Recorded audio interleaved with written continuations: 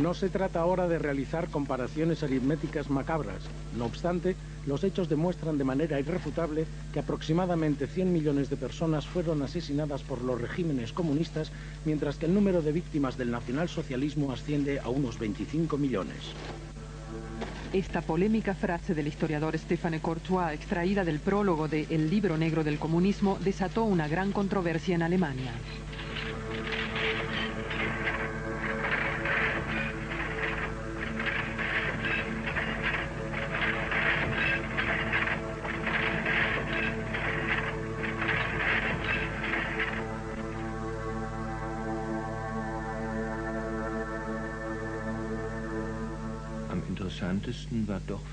Lo más interesante para mí fue la decidida determinación, especialmente de Courtois, de interpretar la historia del dominio comunista como una historia criminal. Algo así me resultaba nuevo. Con respecto a ese tema siempre había sido demasiado blando. El libro no describe más que crímenes, en parte con un interés obsesivo por detalles como el canibalismo. Por otra parte, intenta hacer un recuento de las víctimas y aquí se cometen errores garrafales. Enumerar y describir las crueldades y las víctimas no es errado, pero habría que suministrar también una explicación a los hechos. Por primera vez, el libro negro del comunismo intenta hacer un balance de los crímenes cometidos en todo el mundo por los regímenes comunistas. Es discutible que todas las víctimas que se cuentan en el libro negro puedan considerarse realmente víctimas del comunismo. Incluso para los autores de la obra, el número de víctimas anotado oscila entre los 80 y los 100 millones. La razón de ello es la muy diferente calidad de las fuentes consultadas y de los estudios realizados en cada uno de los países. El libro negro del comunismo se publica en París a fines de 1997. Los izquierdistas franceses no ven en él más que una provocación. Para ellos, comunismo es sinónimo de una utopía positiva en la tradición de la Revolución Francesa. Como si fuese lo más natural, una estación de metro de París lleva el nombre de Stalingrado, en memoria de la victoria de la Unión Soviética sobre el régimen nacionalsocialista.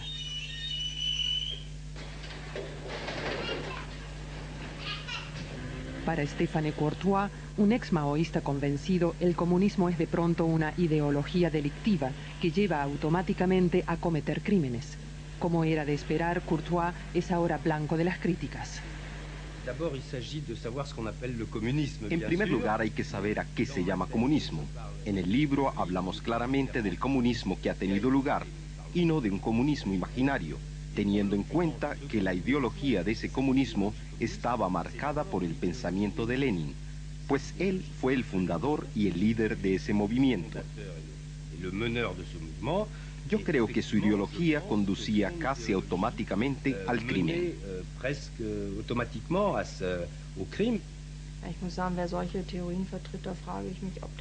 Me pregunto si quien sostiene esas teorías ha leído a Marx. Tampoco en la obra de Lenin hay teorías, ni siquiera insinuaciones de algo semejante, de que se excluyera y mucho menos se maltratara o eliminara de alguna forma a la gente que no compartiese la ideología.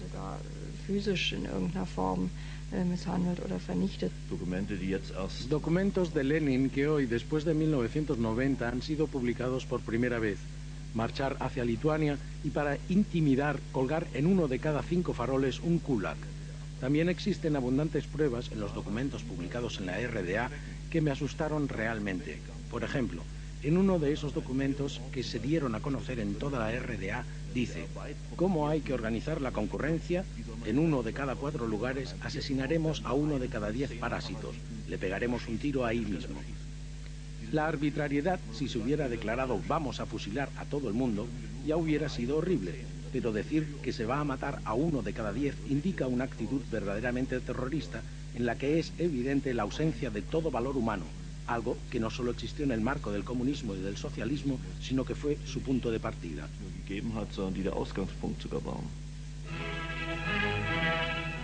El auge del comunismo comenzó con Vladimir Ilich Lenin.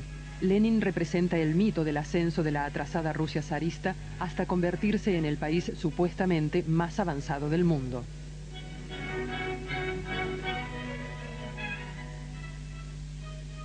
Tras la muerte de Lenin, queda claro con qué sacrificios habían pagado su revolución los ciudadanos de la Unión Soviética. La imagen de Lenin, sin embargo, se pule hasta hacer de él un intachable héroe revolucionario. El lado oscuro de su revolución se hace notorio con el ascenso al poder de Joseph Stalin.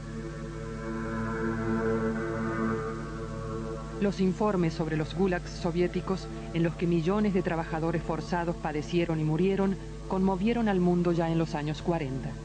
Stalin se convierte en el sinónimo de la destrucción de la utopía comunista del hombre nuevo, aunque hoy se sabe que el terror ya había comenzado bajo Lenin. La intención de enumerar los millones de víctimas del comunismo en el mundo es importante. Sin embargo, referirse conjuntamente a las víctimas del comunismo y a aquellas del nacionalsocialismo, como hace Stéphane Courtois, es peligroso. En Alemania esto se interpretó inmediatamente como un intento de relativizar el exterminio de los judíos por parte de los nacionalsocialistas. El debate sobre el libro negro del comunismo se concentra aquí, como era de esperar, en el prólogo y el epílogo de Stéphane Courtois. La cuestión central de ese debate es cuestionar el sentido que tiene hacer una comparación entre el terrorismo nazi y el terrorismo comunista. El titular bajo el que el semanario Die Zeit publicó la nota rezaba Holocausto Rojo, que equivale a decir Auschwitz Rojo. Y el titular del diario Frankfurter Allgemeine sobre la publicación del libro anotaba: el comunismo lleva millones de muertos sobre la conciencia. 4 veces más que el nacionalsocialismo.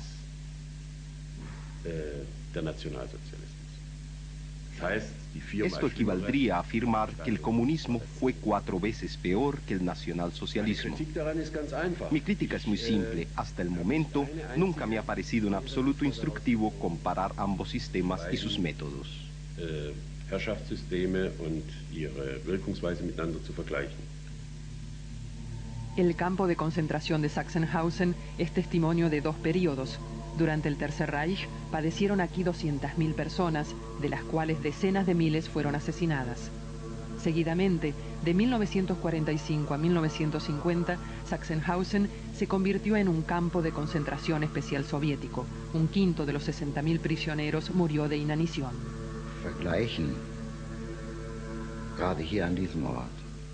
Comparar es, especialmente en este lugar, una necesidad.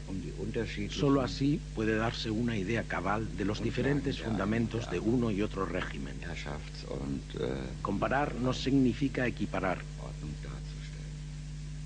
Encuentro que es algo primitivo que se presuponga que las cosas se equiparan cada vez que se emplea la palabra comparación. Son cosas que no pueden equipararse.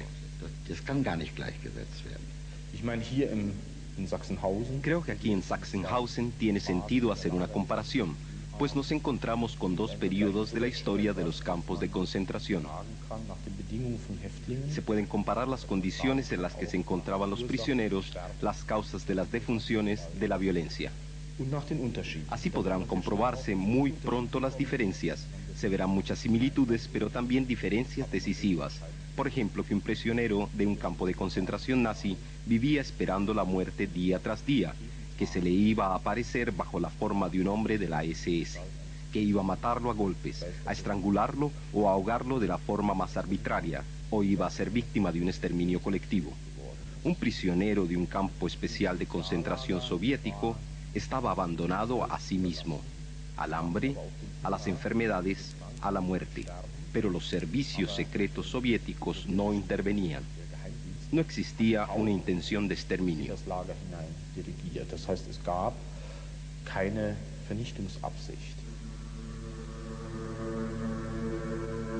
Hoy, las víctimas de los campos especiales de concentración soviéticos se lamentan de que nadie tiene en cuenta sus padecimientos.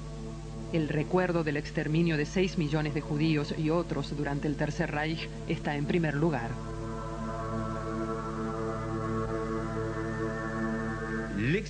El exterminio de los judíos en las cámaras de gas de Auschwitz y en muchos otros campos de concentración es algo absolutamente único, que no se ha repetido y que tampoco tuvo lugar en los gulags soviéticos, por ejemplo.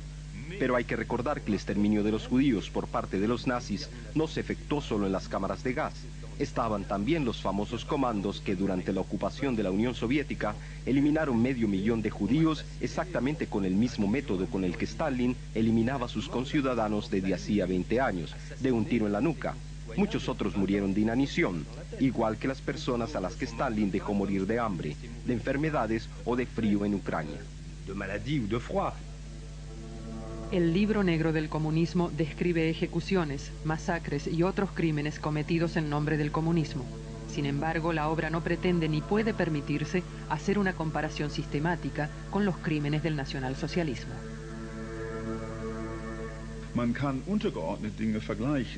Se pueden comparar algunos elementos por separado. Las actividades de los órganos terroristas quizá, o de la policía, no el sistema económico. Aquí era privado y allá era estatal.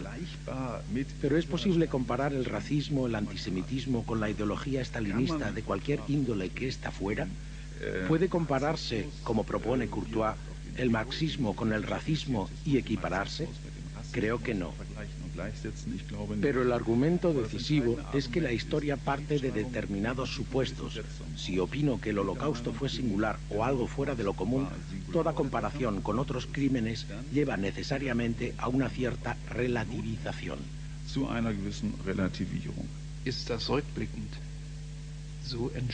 ¿Es de veras tan significativo que Auschwitz fuera algo único? Es peligroso ver las cosas así, pues de ese modo nos hacemos la ilusión de que algo semejante nunca podría volver a ocurrir. Eso ya pasó, lo vimos, reconocimos el horror, la brutalidad inhumana, pero ya pasó y fue único. Algo así no puede volver a ocurrir. Si pienso en Camboya, en las fotos tan conocidas de los cráneos y los huesos apilados, yo no estuve allí ni me ocupé demasiado del tema, tengo que decirlo, pero aún desde la distancia diría que para el pueblo de Camboya, lo que hizo Pol Pot no debe haber sido demasiado diferente a lo que hizo Hitler, si pienso en Auschwitz o en Buchenwald.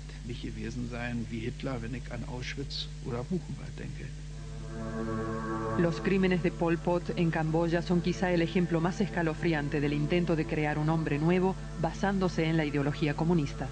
De la noche a la mañana, los Khmer rojos quisieron imponer cambios para los que otras naciones necesitaron años. Obligaron a toda la población a abandonar la capital para establecerse lejos de toda civilización en el campo y convertirse en hombres nuevos. Asesinaron a 1/3. Del dominio de Pol Pot no quedaron más que edificios y calles vacías. El régimen sobre el que pesa el mayor número de víctimas es el de la República Popular China. Los autores del Libro Negro del Comunismo calculan de unos 50 a unos 65 millones. Las campañas de Mao, el Gran Salto Adelante y la Revolución Cultural llevaron a esa monstruosa cifra que por falta de fuentes de consulta confiables es más una suposición que un dato seguro. En los debates que tienen lugar en Alemania, la intención de El Libro Negro de investigar los crímenes cometidos en todo el mundo en nombre del comunismo juega un papel secundario. Considero legítimo que se comparen y reúnan datos en un libro, pero la intención del señor Courtois es hacer que todos los crímenes ocurridos tengan su origen en el comunismo.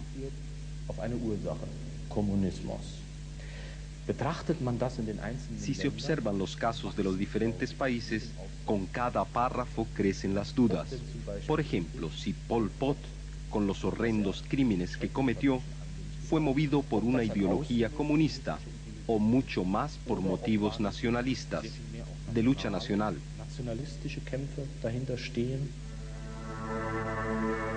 Uno de los puntos más polémicos del libro es la evaluación del hambre en Ucrania en los años 20 y 30. Es discutible que Stalin haya empleado el hambre intencionadamente como arma contra los kulaks rebeldes, tan discutible como la tesis de Courtois, que supone que se trataba de un genocidio comunista de clases.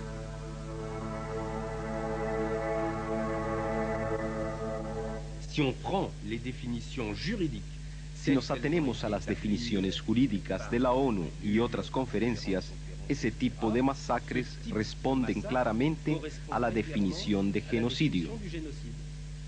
Yo no veo razón para aplicar la expresión genocidio solo al exterminio de los judíos o al exterminio de los armenios por parte de los turcos en 1915, solo porque se trata de exterminios por razones étnicas o racistas, y no el exterminio de enormes franjas de la población en función de su carácter social o político. No sé qué es lo que impide aplicar esa definición. Sí, para empezar, esta abstracción me parece un disparate. Genocidio significa exterminio de un pueblo, y exterminar una clase social no es exterminar un pueblo. O sea que un genocidio de clase es un genocidio a una clase. ¿Y qué es eso? Ya los métodos injustos, los conceptos científicos que no están claros, y un genocidio racial, el exterminio de un pueblo, entre comillas, de una raza, tiene otro valor, tiene otro carácter que la persecución y el exterminio de una clase social, digámoslo así, que son criminales. Wolfgang Wippermann es uno de los críticos más enérgicos de Courtois. Durante un seminario en la Universidad Libre de Berlín, Wippermann investiga las inexactitudes científicas del Libro Negro del Comunismo. Wippermann ha coeditado un libro publicado en respuesta al Libro Negro. Ha organizado más de 30 eventos relacionados con él que han provocado diversas reacciones, tanto en Alemania Oriental como Occidental. En definitiva, el debate en Alemania Occidental se ha concentrado en el tema del Holocausto, de la relativización del Holocausto y de la acusación de Courtois de que los judíos instrumentalizan el Holocausto. En Alemania Oriental, ese tema no interesa casi, ahí se habla solo de comunismo. ¿Desde cuándo fue criminal? ¿Fue siempre criminal? ¿Llevan todas las ideas del marxismo inevitablemente a Moscú o a los gulags?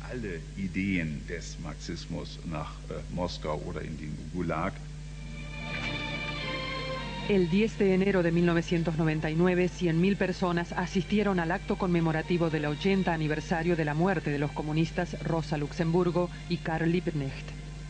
Todos los años, representantes de agrupaciones socialistas y comunistas y partidarios del Partido Socialista Democrático, que surgió de las cenizas del partido en el poder en la ex RDA y que tiene hoy gran eco, se encuentran aquí.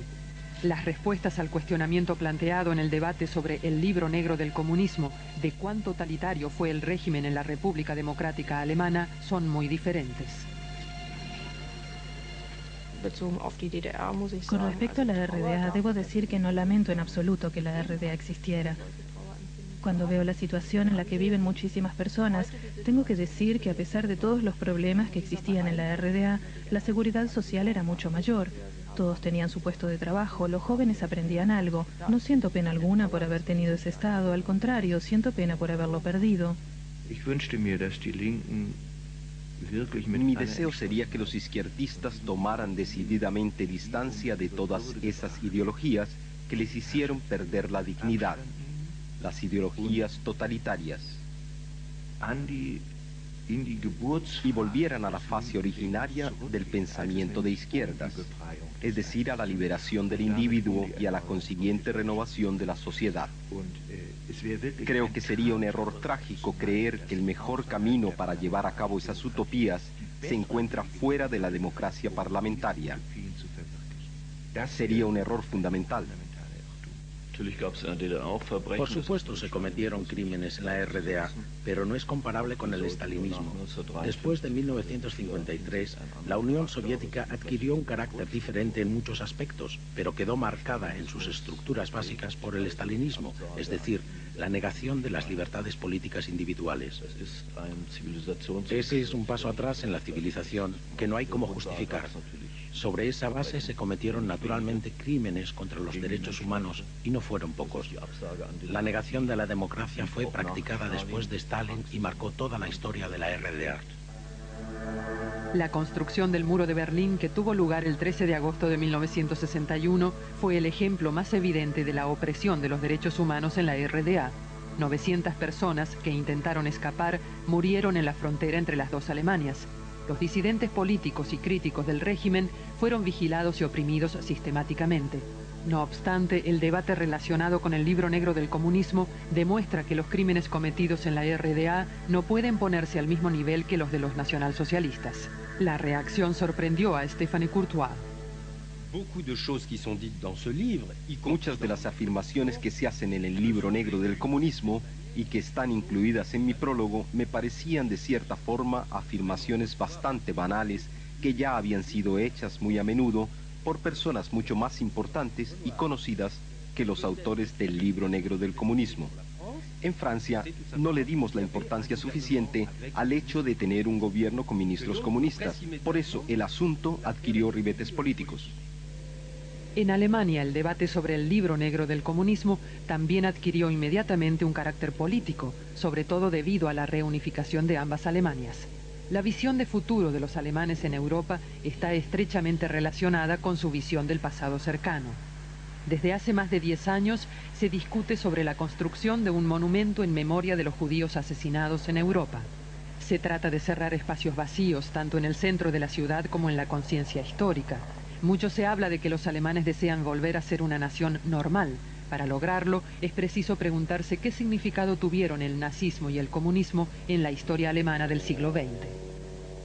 Die Schwarzbuch-Diskussion ist eine Befreiung. El debate relacionado con el libro negro del comunismo es un debate liberador. Quiero decir que de ese modo los alemanes se liberan de la presión de tener que mirar siempre hacia atrás para poder actuar sin inhibiciones a nivel mundial. En resumen, las tesis que expone el libro son: 1, el holocausto no fue tan importante, o sea, una relativización del holocausto, y 2, la ideología de izquierdas lleva inevitablemente al crimen, o sea, un desprestigio de la izquierda. Aún tras la publicación del libro negro del comunismo, son muchas las personas que siguen apostando por una utopía comunista. La suposición de la editorial francesa que todos los partidos comunistas se disolverían a las pocas semanas de la publicación del libro negro del comunismo resultó tan poco acertada en Francia como en Alemania. El que algunos evoquen aún a líderes comunistas cuyos crímenes han sido probados es algo que ni siquiera un libro negro del comunismo puede impedir. Pienso que se trata de un libro decididamente político. Eso se nota en que el debate se concentra esencialmente en el prólogo, donde las intenciones políticas están formuladas claramente. Sobre todo, el punto en el que se dice que las organizaciones o partidos comunistas deberían prácticamente prohibirse. Me resulta difícil comprender a esas personas, pues a pesar de los errores de base, no han cambiado de opinión. Esa ideología, ese modelo social, presupone seres humanos que no existen. El debate, en especial en Alemania, ha adquirido las características de un debate sobre dogmas religiosos. Es evidente que tras la pérdida de la seguridad que otorgaban las creencias religiosas, la gente necesita otro tipo de seguridad, alguna creencia, un mundo ideal socialista, por ejemplo, para poder sentirse bien. Hubiera deseado un debate más extenso, pero creo que tiene que ver, igual que en el caso de Goldhagen, si usted me lo permite, con la publicidad que se le ha dado en los medios. Es así que, como todo acontecimiento mediático, desaparece con la misma velocidad con la que apareció. El tema es demasiado importante para que se ponga a hervir una vez más y las emociones de una y otra parte choquen entre sí, y luego el asunto se pierda en el olvido. Un debate sobre el libro negro del comunismo no puede discurrir en Alemania sin una fuerte carga emocional de las partes. Sin embargo, no todos quieren reconocer que tras todo eso hay algo más que un simple recuento de los crímenes de las dos ideologías totalitarias de nuestro siglo. Analizar concienzudamente las diferencias y los paralelos entre ambas dictaduras permitirá aprender algo para el futuro de una Alemania democrática y abierta al mundo desde el centro de Europa.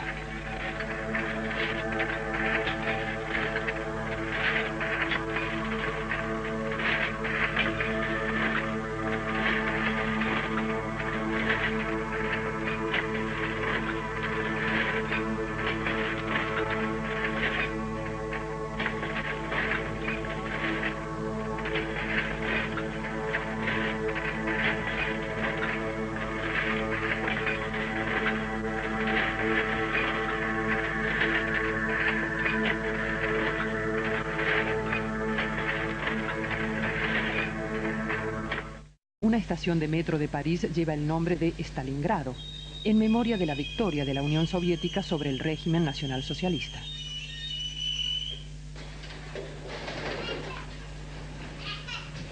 Para Stéphane Courtois, un ex maoísta convencido, el comunismo es de pronto una ideología delictiva que lleva automáticamente a cometer crímenes. Como era de esperar, Courtois es ahora blanco de las críticas. En primer lugar, hay que saber a qué se llama comunismo. En el libro hablamos claramente del comunismo que ha tenido lugar y no de un comunismo imaginario, teniendo en que ha sido demasiado blando. El libro no describe más que crímenes, en parte con un interés obsesivo por detalles como el canibalismo. Por otra parte, intenta hacer un recuento de las víctimas y aquí se cometen errores garrafales. Enumerar y describir las crueldades y las víctimas no es errado, pero habría que suministrar también una explicación a los hechos. Por primera vez, el libro negro del comunismo intenta hacer un balance de los crímenes cometidos en todo el mundo por los regímenes comunistas. Es discutible que todas las víctimas que se cuentan en el libro negro puedan considerarse realmente víctimas del comunismo. Incluso para los autores de la obra, el número de víctimas anotado oscila entre los 80 y los 100 millones. La razón de ello es la muy diferente calidad de las fuentes consultadas y de los estudios realizados en cada uno de los países. El libro negro del comunismo se publica en París a fines de 1997. Los izquierdistas franceses no ven en él más que una provocación. Para ellos, comunismo es sinónimo de una utopía positiva en la tradición de la Revolución Francesa. Como si fuese lo más natural,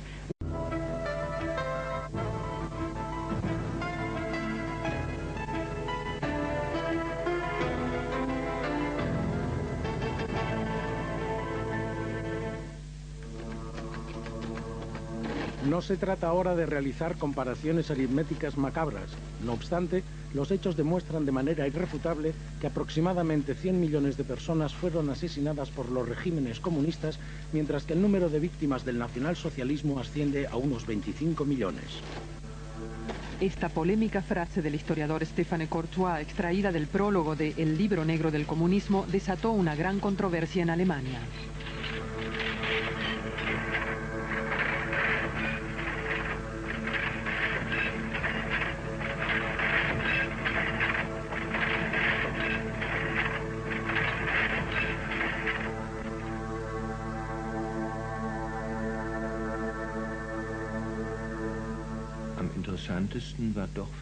Lo más interesante para mí fue la decidida determinación, especialmente de Courtois, de interpretar la historia del dominio comunista como una historia criminal. Algo así me resultaba nuevo. Con respecto a ese tema siempre había